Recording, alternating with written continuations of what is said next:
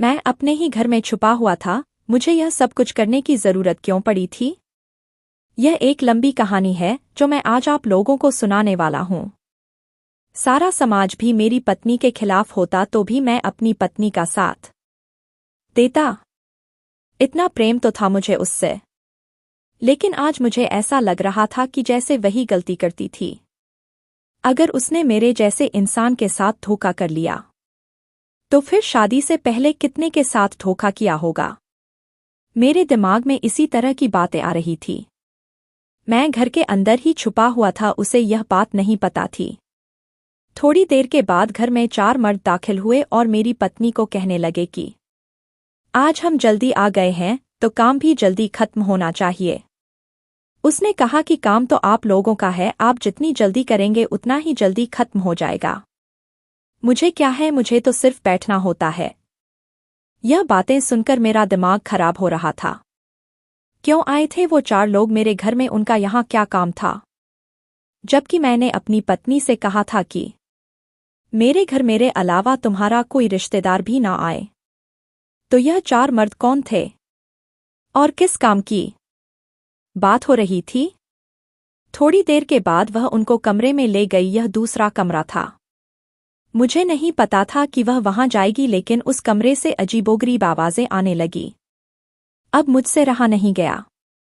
मैंने जाकर दरवाजा तोड़ दिया और जब सामने देखा तो हैरान रह गया कि वे 4 मर्द मेरी पत्नी के साथ उस कमरे के अंदर।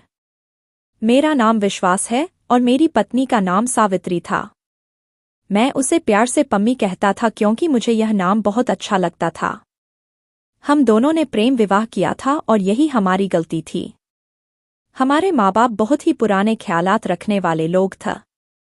मेरी माँ थी, बड़े भाई थे, छोटे भाई थे, मेरे बाबूजी भी थे, भाभियाँ थी, बहनें थी। भरा हुआ घर था।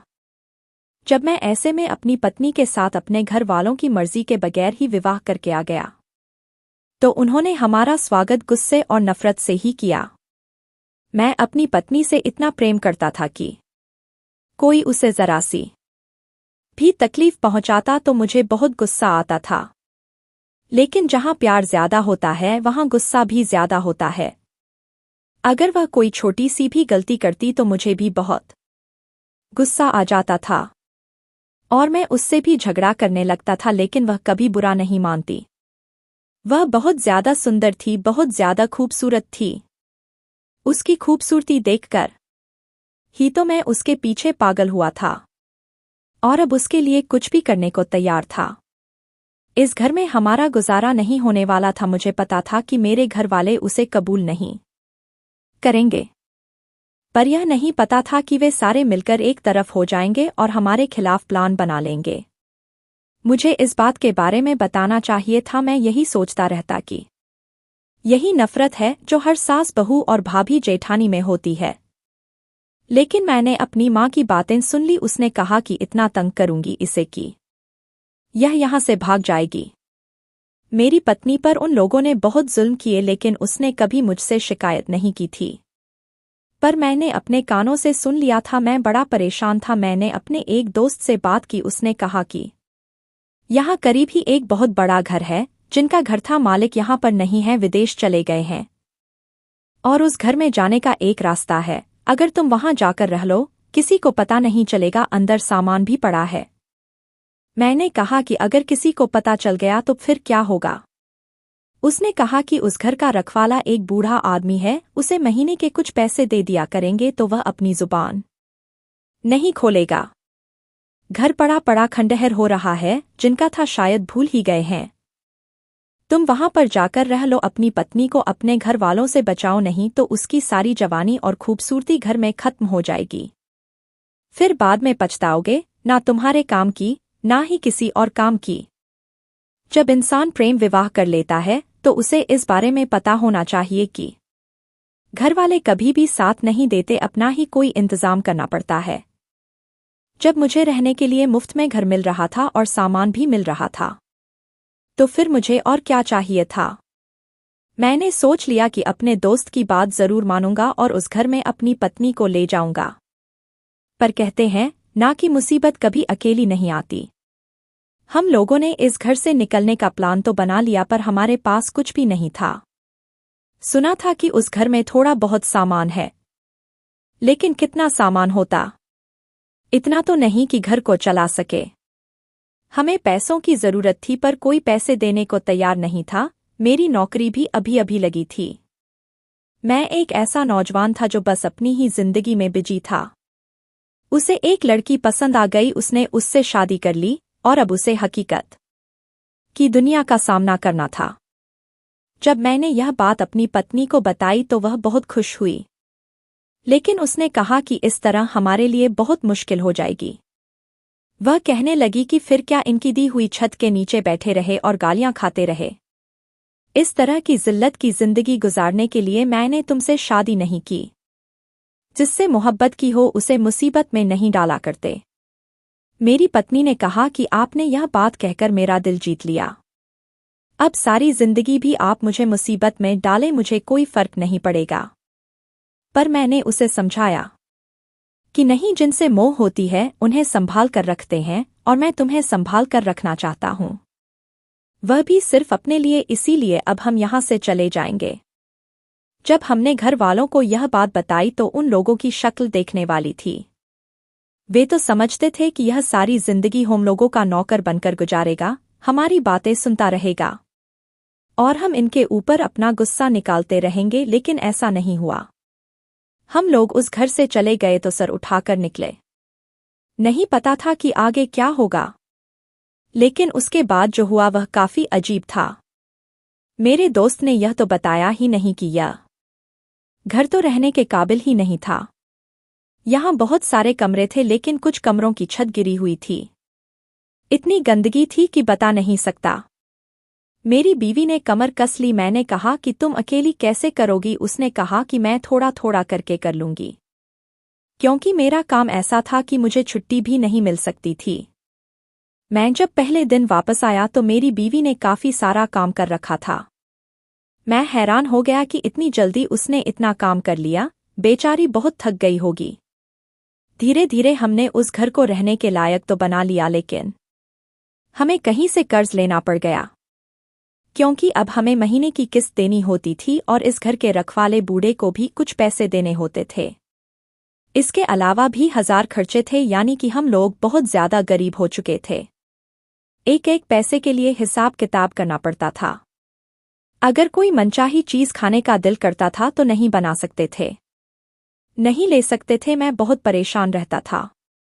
मेरी पत्नी रोज घर का कोई ना कोई काम करती थी। वह कहती थी कि मैं आपके साथ काम करना चाहती हूं, पर मैंने उसे मना कर दिया। मैंने कहा कि मैं तुम्हें वहां से इसलिए बचा कर लाया हूं कि तुम्हें कोई काम ना करना पड़े, और फिर मैं यहां तुमसे काम करवाऊं तो फिर वहां से निकलने की क्या जरूरत थी?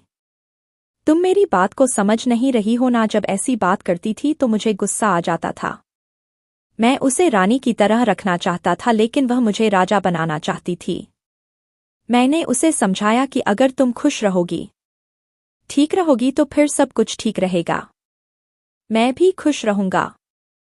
जिंदगी अच्छी जा रही थी।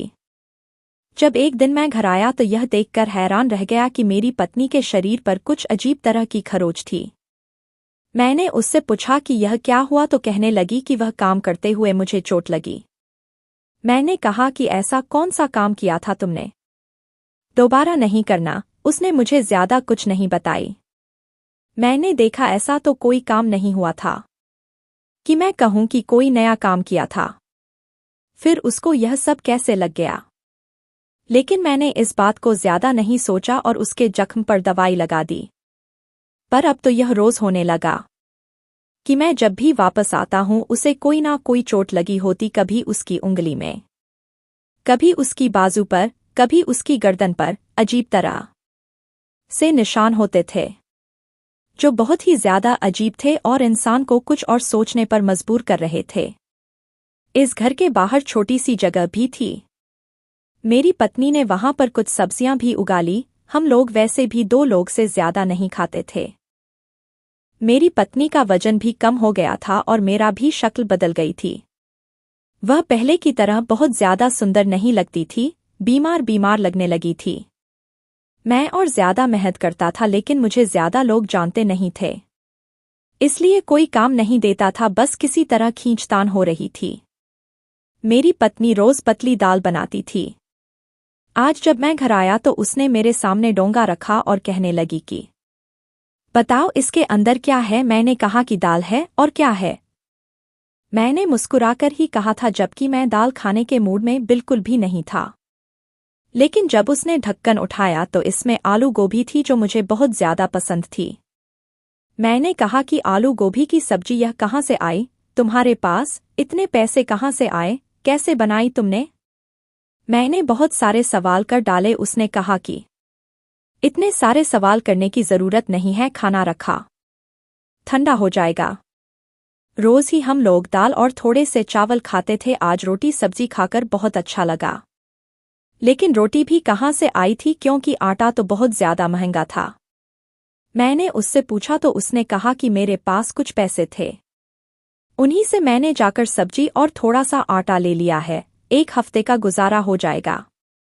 मैंने कहा कि तुम्हारे पास पैसे कहाँ से आए थे? तो उसने कहा कि मेरी मम्मी ने दिए थे। लेकिन सवाल यह था कि अगर उसके पास पैसे थे तो फिर पिछले 1 महीने में उसने वह पैसे क्यों नहीं निकाले और आज ही क्यों निकाले? वह कहने लगी कि मैं सोच रही थी कि बुरे वक्त के लिए रखेंगे, लेकिन यह बुरा वक्त ही था कि दाल खत्म हो गई थी, चावल भी नहीं थे। इसीलिए मैं बाजार चली गई और वहां मुझे सब्जी नजर आई। मुझे याद आया कि आपको आलू गोभी की सब्जी बहुत पसंद है, इसलिए मैंने ले ली। मैंने अपनी पत्नी को कहा कि ठीक है, लेकिन तुम्हें अपने पैसे खर्च नहीं करने चाहिए। मैंने उसे थोड़े पैसे और दे दिए, लेकिन इस घर में कुछ अजीब ही हो रहा था। मैं उसे पैसे दाल और सब्जी के देकर जाता था, लेकिन वह आजकल चावल, पनीर, पुलाव इस तरह की चीजें बनाती थी। यह सब बनाने के लिए उसके पास पैसे कहाँ से आते थे? आजकल इतनी ज्यादा महंगाई हो गई थी। वह कहती थी कि जो पैसे आपने दिए हैं उन्हीं में से यह सब कुछ बनाया। लेकिन मुझे उसकी बात पर यकीन नहीं आता था। पर वह मुझसे झूठ क्यों बोलेगी? वह तो मुझसे कभी झूठ नहीं बोलती थी। दूसरी तरफ वह बात भी थी कि जब मैं घर आता उसको कोई ना कोई निशान लगा होता था, कोई ना कोई नया निशान। और अगर यह बात पति को पता ना चले तो और किसको पता चले कि उसकी पत्नी के साथ यह सब कुछ हो रहा है? एक दिन मैंने उसे अपने पास बैठाया और प्यार से पूछा। मैंने कहा कि कहीं मुझसे कोई झूठ तो नहीं बोल रही हो, कहीं मेरे घर वालों से जाकर कुछ मांग के तो नहीं लाती हो, क्योंकि अगर ऐसा हुआ तो मेरी इज्जत कम होगी। उसने कहा कि आपकी इज्जत के पीछे तो मैं अपनी जान भी दे सकती हूँ। मैं क्यों वहां पर जाऊंगी? मैं वहां कभी नहीं जाऊंगी। सिर्फ आपकी ही नहीं, मेरी अपनी इज्जत भी कम होगी। हम जिस तरह वहां से निकले यह हम दोनों ही जानते हैं। आपने मेरे लिए इतना सब कुछ किया है, तो फिर मैं आपका सर नीचे कैसे होने दूंगी? और आपको लगता है कि अगर मैं मदद मांगने जाऊं भी तो वे लोग मदद करेंगे? मैंने दिल में सोचा कि हाँ, वे लोग तो कभी मदद नहीं करेंगे। फिर यह सब कुछ कहाँ से आ रहा था? वह कहने लगी कि बस हमारे प्रेम की वजह से हो रहा है, आप फिक्र नहीं करें, सब कुछ ठीक हो जाएगा। हमारा मन साफ है, इसलिए भगवान हमारी मदद कर रहा है। लेकिन यह कौन सी मदद थी? भगवान हर गरीब की मदद क्यों नहीं करता था? कुछ ना कुछ तो करना ही पड़ता था, हाथ पैर मारना ही पड़ता, तब जाकर 2 वक्त की रोटी मिलती है। घर बैठे तो भगवान किसी को भी खाना नहीं पहुंचाता। एक दिन मैं घर में आया। आज मैं जरा जल्दी आ रहा था।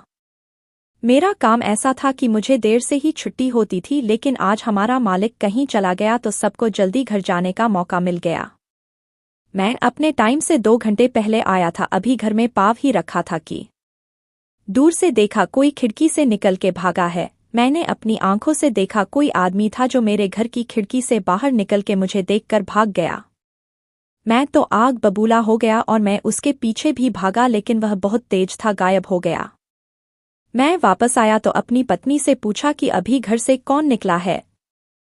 वह बिल्कुल सामान्य थी। उसने कहा कि मुझे नहीं पता, घर में कोई होगा तो निकलेगा ना। आज आप जल्दी कैसे आ गए? आप ही तो आए हैं और तो घर में कोई नहीं था। मैंने कहा कि मैंने अपनी आंखों से देखा, वह घर से निकला है और तुम हो कि तुम्हें पता ही नहीं तुम कहाँ थी? उसने कहा कि मैं तो रसोई घर में थी, खाना बना रही थी, मुझे नहीं पता।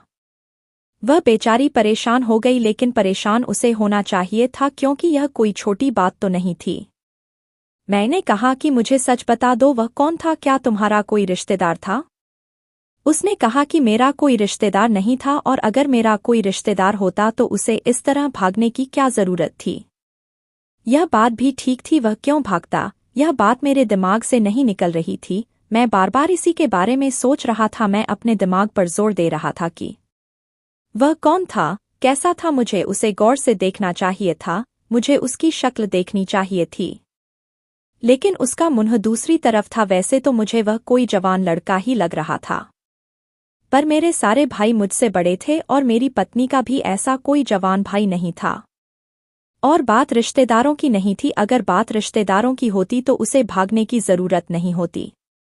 पता नहीं, मेरा दिल कह रहा था कि मेरी पत्नी मुझसे झूठ बोल रही है और कुछ भी कर सकती है, क्योंकि वह मुझसे प्रेम करती थी, और मोहब्बत में इंसान झूठ भी बोल लेता है और इस तरह की हरकतें भी कर जाता है, क्योंकि मोहब्बत तो अंधी होती है ना, उसे तो पता ही नहीं होता कि क्या हो रहा है।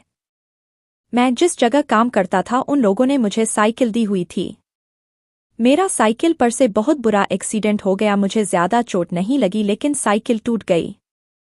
उन्होंने कहा कि अब 2 महीने तुम्हें तनख्वाह नहीं मिलेगी, तुम सिर्फ काम करोगे और हम अपनी साइकिल का पैसा पूरा करेंगे। जब मैं घर आया तो मेरी पत्नी ने मुझे देख लिया और उसको पता चल गया कि मेरे साथ क्या हुआ है। मुझे ज्यादा चोट तो नहीं लगी थी, लेकिन उसने रोना शुरू कर दिया और मेरे हाथ पर मरहम लगाने लगी और कहने लगी, क्या हो गया, कैसे हो गया? मैंने उसे बताया कि 2 महीने हमारे पास एक भी रुपया नहीं होगा, क्योंकि मैंने उनका नुकसान किया है। घर में जो थोड़ा बहुत पैसा पड़ा है उसी से गुजारा करना होगा। जब हम इस घर में आए थे तो यहाँ बहुत कबाड़ पड़ा था, हमने वह कबाड़ बेचकर भी गुजारा किया था, लेकिन वह भी खत्म हो गया था। वह कहने लगी, फिर क्या करेंगे? तो मैंने कहा, कुछ ना कुछ कर लेंगे, तुम फिक्र मत करो, मैं शाम को कोई और काम कर लिया करूँगा। जबकि पहले से ही मैं शाम को काम से थक कर आता था, या फिर इस आदमी के पास से काम छोड़कर मैं मेहनत मजदूरी कर लूँगा। लेकिन मेरे हाथ पर ऐसी चोट लगी थी कि मुझे बहुत दर्द हो रहा था। मुझे नहीं लगता था कि मैं 1 महीने तक मजदूरी का कोई काम कर सकता था। मैं अपनी पत्नी को परेशान नहीं करना चाहता था, लेकिन जिंदगी हमारे पीछे हाथ धोकर पड़ी थी। और फिर पूरी जिंदगी में एक अच्छी खबर यह मिली कि मेरी पत्नी मां बनने वाली है। यह सुनकर हम लोग बहुत खुश हुए, लेकिन परेशान भी हुए कि इस बच्चे का खर्चा कहाँ से पूरा होगा। अब तो मैं अपनी पत्नी को रोज पैसे भी नहीं दे पा रहा था, लेकिन जब घर आया तो खाना बना हुआ था। मैं उससे सवाल कर सकता था और मैंने सवाल किए भी थे, लेकिन जितने भी सवाल करता था वह झूठ ही बोलती थी, क्योंकि वह मुझे सच बताना नहीं चाहती थी, या तो वह यह सब कुछ कहीं से मांग कर ला रही थी। लेकिन मुझे नहीं लगता कि आजकल कोई किसी को इतना देता है। यहाँ आसपास कोई भी नहीं रहता था, सब लोग गरीब ही थे। अगर कोई बड़ी कॉलोनी होती जहाँ अमीर लोग रहते तो मैं कहता कि चलो किसी ने खाने के लिए कुछ दे दिया है, लेकिन यहाँ तो और भी ज्यादा गरीब लोग रहते थे। अब मैंने सोच लिया था कि मैं अपनी पत्नी पर नजर रखूंगा। पहले तो वह यह झूठ बोल देती थी कि आपके दिए हुए पैसे से ही खाना बना रही हूं, लेकिन अब मैंने उसे 3-4 दिन से पैसे दिए ही नहीं थे, तो फिर यह सब कहाँ से हो रहा था। एक दिन मैं सोचने लगा कि मैं घर पर चला जाता हूँ और शाम को वापस आता हूँ। उसे भी पता होता कि मैंने पूरा दिन घर पर नहीं आना, पता नहीं वह पीछे क्या करती रहती है। क्यों ना एक दिन मैं उस पर नजर रखूं। इतना बड़ा घर था, अगर मैं इसी घर के किसी कोने में छुप जाता और कहता कि मैं तो चला गया हूं, तो क्या फर्क पड़ता था? वह मुझे कभी भी घर के अंदर तलाश नहीं करती। वह तो यही समझती कि मैं काम पर चला गया हूं, और मुझे पता चल जाता कि वह मेरे जाने के बाद क्या करती है। अगले दिन मैंने प्लान बना लिया। मैं कह रहा हूं कि मैं जा रहा हूं, वह मुझे दरवाजे तक छोड़ने के लिए आती थी, मुझसे गले मिलती थी। मैं उसे कहता था अपना ख्याल रखना, ज्यादा काम मत करना, और वह भी ऐसा ही कहती थी। उसने मुझे अलविदा कहा और मैं सड़क तक चला गया। जैसे ही वह अंदर गई मैं पीछे से मुड़कर घर के पिछले दरवाजे से अंदर दाखिल हो गया। पिछला दरवाज़ा वैसे ही टूटा हुआ था। मैंने देखा मेरी पत्नी ने घर को साफ किया और फिर यह देखकर हैरान रह गया कि उसके पास एक कॉल करने वाला फ़ोन था, छोटा सा फ़ोन। हमारे पास कोई भी फ़ोन नहीं था। हमारे पास फ़ोन रखने के पैसे ही कहाँ थे? और अगर हम फ़ोन रखते तो शायद मजबूरी में आकर उसे 1-2 हफ्ते बाद ही बेच देते। लेकिन उसने यह फ़ोन कहाँ से लिया? कोई ना कोई बात जरूर थी। मेरा यह प्लान बनाकर घर में छुपना गलत साबित नहीं हुआ। मैंने अच्छा फैसला किया था। थोड़ी देर के बाद वह फ़ोन पर किसी से बात करने लगी। मुझे उसकी आवाज़ बहुत कम आ रही थी क्योंकि मैं बहुत पीछे वाले कमरे में छुपा हुआ था। मैं धीरे धीरे आगे बढ़ने लगा ताकि उसकी आवाज़ साफ सुन सकूं। वह कह रही थी, कब आएंगे आप लोग? मैं कब से इंतज़ार कर रही हूँ। मेरा पति आजकल बहुत परेशान है। यह नाना हो किसी दिन वापस घर आ जाए। काम तो उसका है नहीं, अब हमें जो करना है जल्दी करना होगा, ज्यादा वक्त नहीं है। वह किससे बात कर रही थी? कौन था? और उसको यह क्यों कह रही थी कि जल्दी आ जाइए, मेरे पति का कोई काम नहीं है और ना जाने वह घर वापस आ जाए? क्या मेरी पत्नी मुझे किसी परीक्षा में तो नहीं डालने वाली थी? कुछ ऐसा तो नहीं कर बैठी थी कि मुझे इसको छोड़ना पड़ जाता? नहीं नहीं, मैं उसे इतना प्रेम करता था कि अगर उसने कोई बात भी की होती तो भी मैं उसे नहीं छोड़ सकता था, क्योंकि उसके लिए मैंने सारा ज़माना छोड़ा था। जिसके लिए आपने सारा ज़माना छोड़ा हो, आप उसे कैसे छोड़ सकते हैं? मेरी आंखों में आंसू आ चुके थे क्योंकि मुझे पता चल गया था कि बात इतनी सी नहीं है। मैं इंतज़ार कर रहा था और वह भी किसी का इंतज़ार कर रही थी। वह कोई गाना भी गा रही थी। उसके चेहरे पर एक सुहाना सा एहसास और होठों पर एक मधुर संगीत था, क्योंकि वह इतनी खुश थी। यहाँ पर मेरा सब कुछ बर्बाद हो रहा था। मेरी नौकरी ना होने के बराबर थी। ठीक है, मुझे पगार ही नहीं मिल रही थी। कल परसों मेरा एक्सीडेंट हुआ था, मुझे चोट लगी थी और अब उसको किस बात की खुशी चढ़ी हुई थी जो वह इतनी ज्यादा खुश थी। जिंदगी में कोई और आ गया था जिसके प्रेम में इसको इतनी खुशी मिल रही थी। मस्ती में आकर गाना गा रही थी। यह भी नहीं सोच रही थी कि मेरा पति बेचारा बाहर गया है कमाई करने के लिए। हाथ पर उसके चोट लगी है, उसका नुकसान हो गया है। क्या उसे मेरा ख्याल नहीं आ रहा था? उसने फिर किसी को फ़ोन मिलाया और उसे फ़ोन करके कहने लगी, आज सुबह बहुत ज्यादा खुश हूँ, बस आप लोग आ जाएं, मेरी जान छूट जाएगी। यह सुनकर मेरा दिल बैठ गया। किससे जान छुड़ाने पर खुश हो रही थी? क्या मुझसे दूर जाना चाहती थी? फिर मैंने सोचा कि वह मेरे साथ ऐसा खुश कैसे हो सकती है। मैंने उसे दिया ही क्या था? कुछ भी तो नहीं दिया था। इस खंडहर में रखा हुआ ही क्या था? खाने को सिर्फ दाल मिलती थी। मैंने तो उसके लिए कोई चीज भी नहीं खरीदी थी और अब बच्चा होने वाला था। बच्चे का आगे क्या करना था हमें? हमारे पास बच्चे के लिए भी पैसे नहीं थे। अगर कोई मर्द किसी औरत को ऐसे माहौल में रखे तो वह वहां से भागना चाहेगी, और अगर वह भाग जाए तो मर्द को यह नहीं कहना चाहिए कि औरत मुझे धोखा देकर चली गई, क्योंकि ऐसे माहौल में कोई भी खुश नहीं रहता।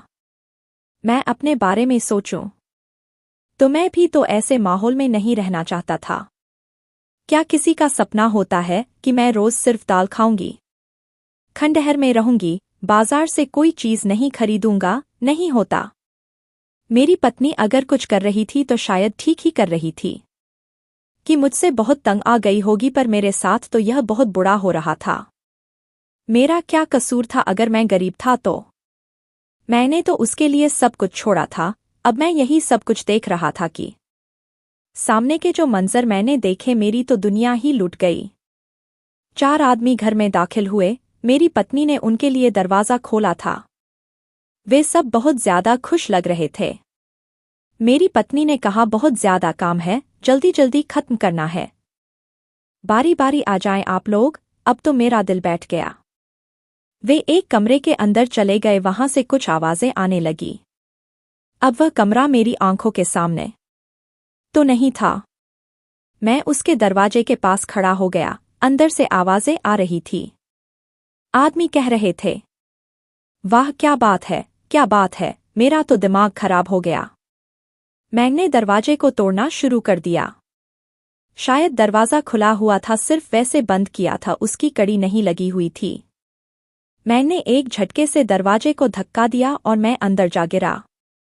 सामने का मंजर देखकर हैरान रह गया। मेरी पत्नी भी हैरान रह गई कि मैं वहां पर कहां से आ गया, और वे आदमी समझे कि मैं कोई और हूं।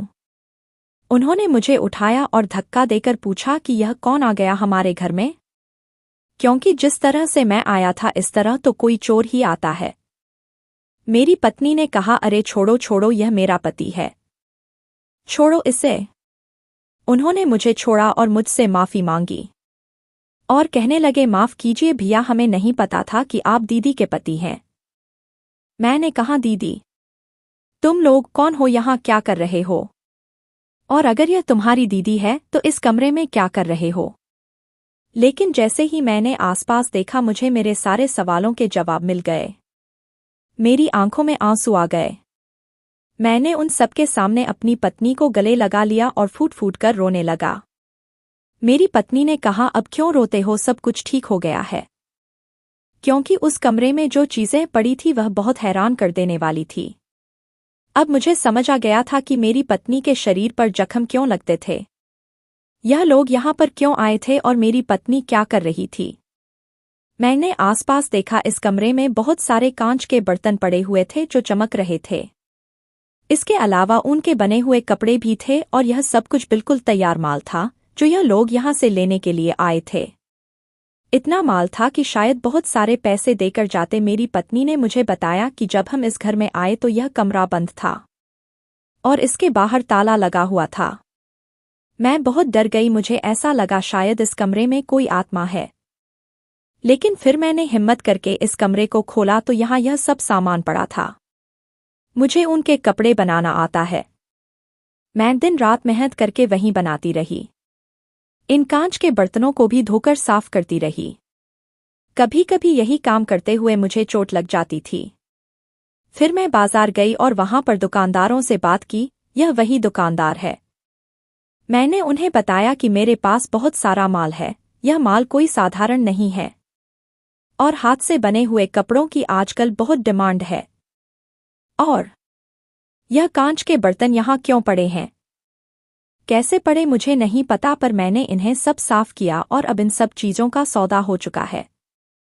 यह हमसे जितनी कीमत में लेंगे उससे दोगुनी कीमत में बेचेंगे, लेकिन इसे ही बिजनेस कहते हैं। हमारे इस सारे सामान की कीमत पता है कितनी लगी है। मैंने अपनी पत्नी को हैरानी से देखा और पूछा, कितनी? तो उसने उन लोगों की तरफ देखा। वे कहने लगे कि आपकी पत्नी बहुत मेहनती है, हमारे लिए तो हमारी बहनों जैसी है। अगर यही माल हम लोग कहीं और से खरीदते तो हमें बहुत महंगा पड़ता। यहाँ कौन रहता था और उसने यह सामान क्यों खरीदा यह तो हमें नहीं पता, लेकिन आपकी पत्नी ने इस सामान को साफ किया है और बिल्कुल नए जैसा कर दिया है। क्योंकि यह था तो नया ही, लेकिन यहाँ पर इस पर मिट्टी पड़ी थी इसलिए यह पुराना हो गया था। हम आज चेक देने के लिए और सामान उठाने के लिए ही आए थे।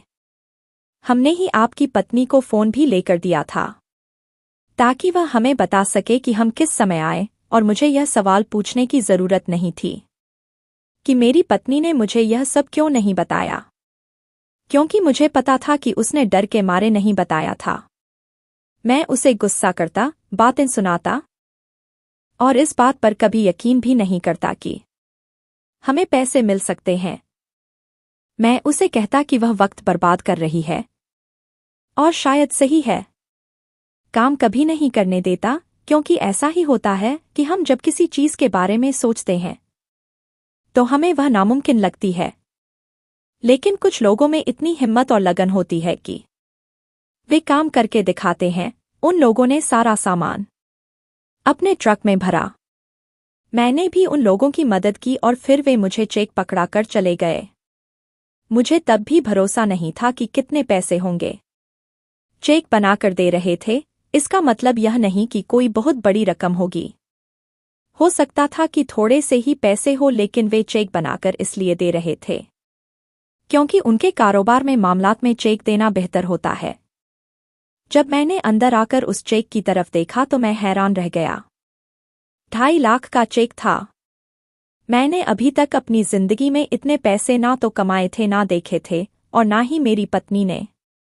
हम दोनों ही खुशी से रोने लगे और सोचने लगे कि अब क्या करना है।